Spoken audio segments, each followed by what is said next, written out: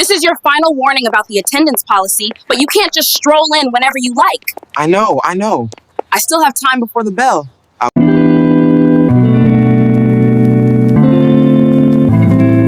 Golden Heights College was not just any school.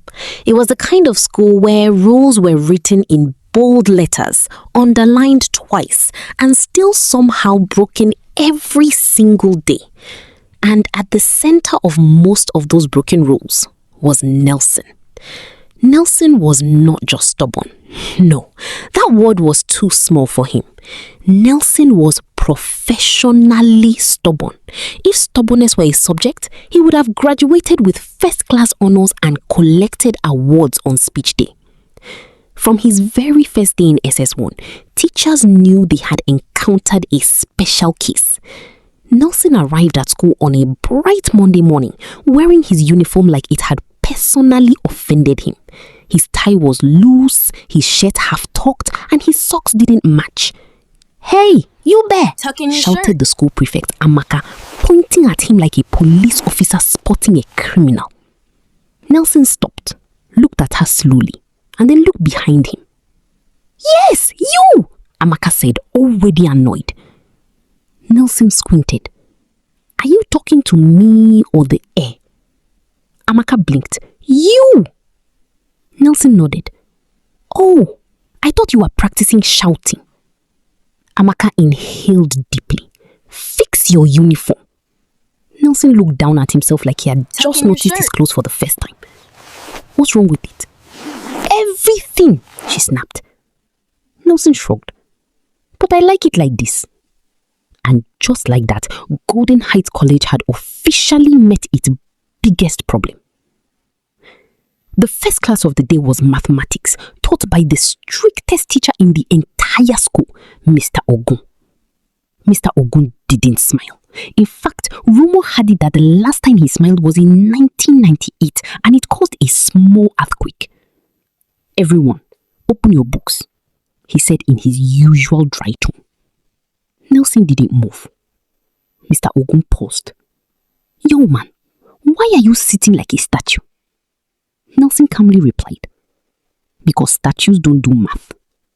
The entire class froze. Mr. Ogun slowly turned. "What did you say?" Nelson repeated it, louder. "Statues don't do math." A pin could have dropped and caused panic. Mr. Ogun adjusted his glasses. "Stand up." Nelson stood, but slowly, like he was doing the teacher a favor. "Why didn't you open your book?" Mr. Ogun asked. Nelson scratched his head. "Sir, I believe in freedom of choice." The class burst into muffled laughter. Mr. Ogun's face darkened. "Freedom of choice?" "Yes, sir. Today, I choose not to open my book." That was the moment Mr. Ogun realized this boy would test his patience like no student ever had. "Go outside and kneel down," Mr. Ogun thundered. Nelson nodded calmly and walked out. 5 minutes later, a junior student passed by and saw Nelson, not kneeling. Instead, Nelson was sitting comfortably on the floor, eating groundnuts. "Senior, aren't you supposed to be kneeling?" the junior asked. Nelson smiled. "Technically, yes, but emotionally, no."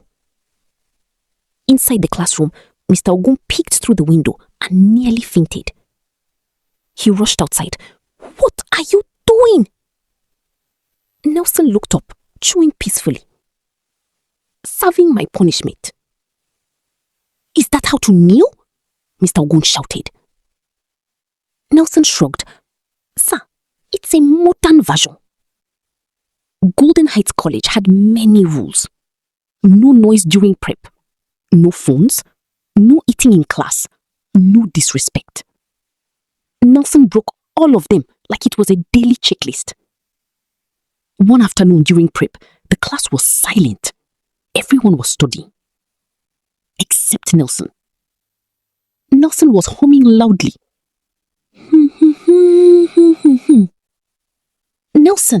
shouted the class captain.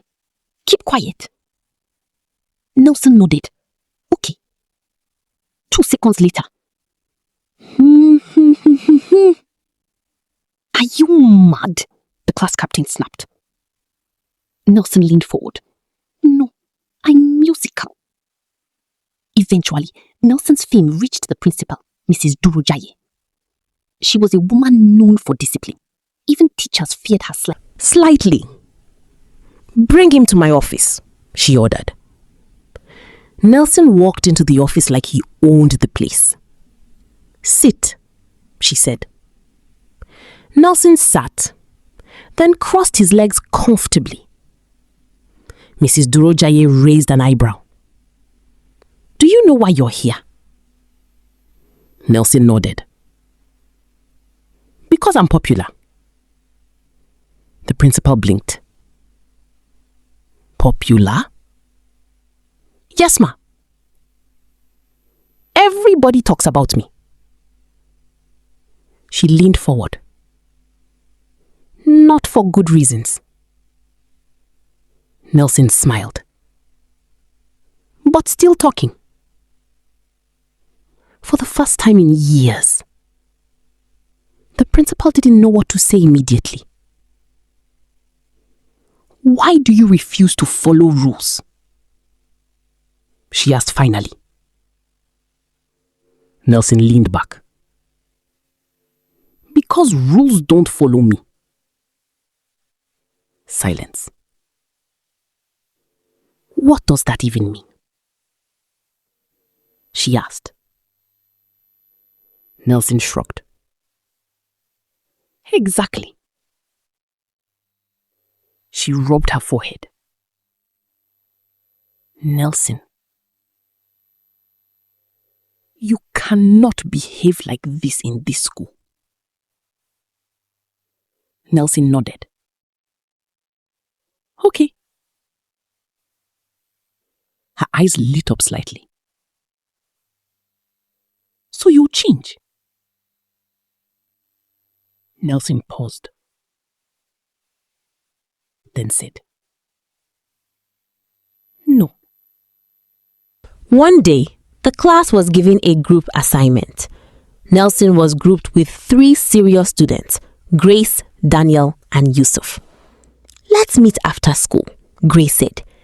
Nelson nodded. Sure. After school, they waited. And waited. And waited.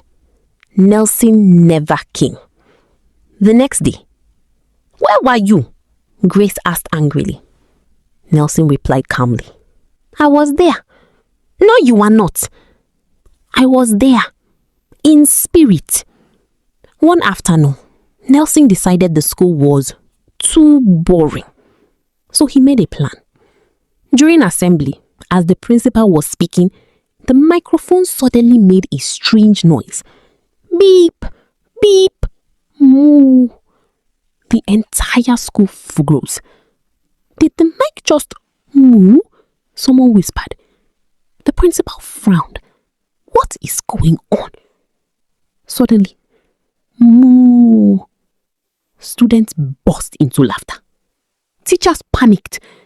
And behind the stage, Nelson was holding a small device, laughing silently. Unfortunately for him, the vice principal caught him. Nelson! He turned slowly. Yes, sir. Come here. Nelson sighed. Caught again. This time, things were serious. Nelson, the principal said, you are 1 step away from suspension. Nelson nodded. Okay. You don't seem worried. I'm thinking about it. Thinking about what? If suspension has snacks. One day, something unusual happened. A new student joined the class. Quiet, shy, always nervous. Her name was Amina. Some students started teasing her. Nelson watched silently at first. Then one boy said, Why do you always look scared? Are you lost? The class laughed. Amina looked down. Suddenly, Hey, Nelson said. everyone told. Leave her alone. The class went quiet. Why? The boy asked. Nelson shrugged. Because I said so. For once, mind your business, the boy replied. Nelson stood up slowly. This is my business now. That was the first time anyone saw Nelson use his stubbornness for something good. From that day, Nelson started sitting near Amina. "Why are you helping me?" she asked one day. Nelson shrugged. "Because I can."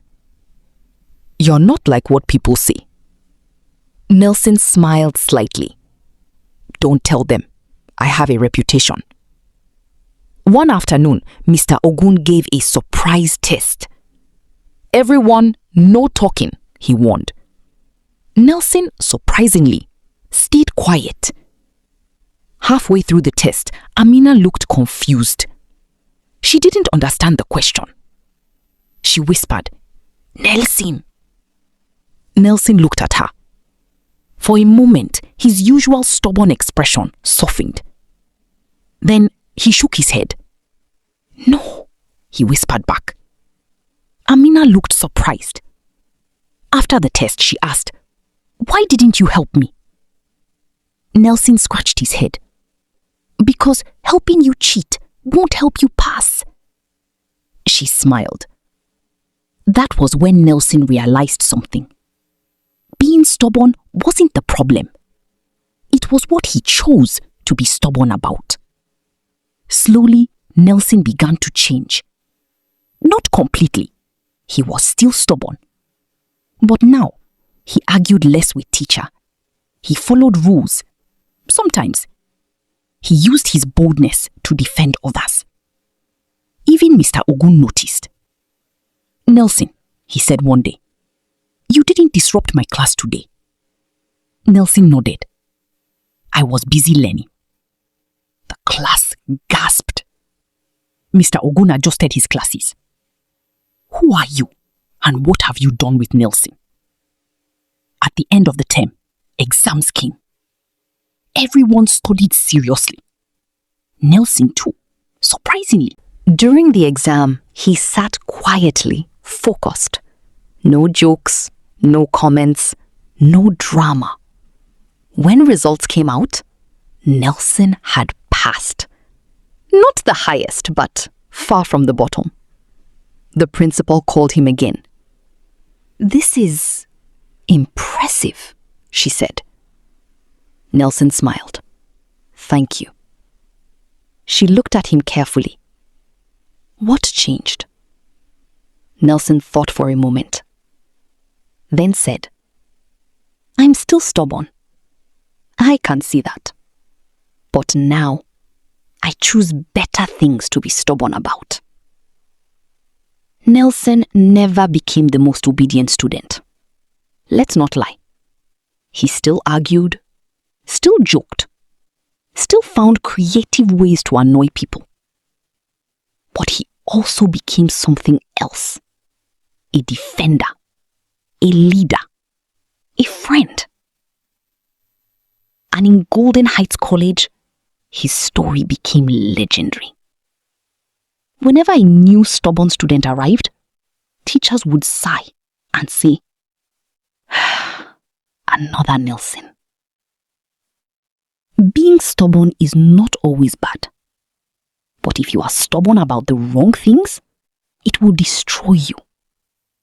If you are stubborn about the right things, like standing up for others, doing what is right, and improving yourself, it can make you stronger. The end. What lesson did you learn from this story? Comment below and don't forget to subscribe for more updates.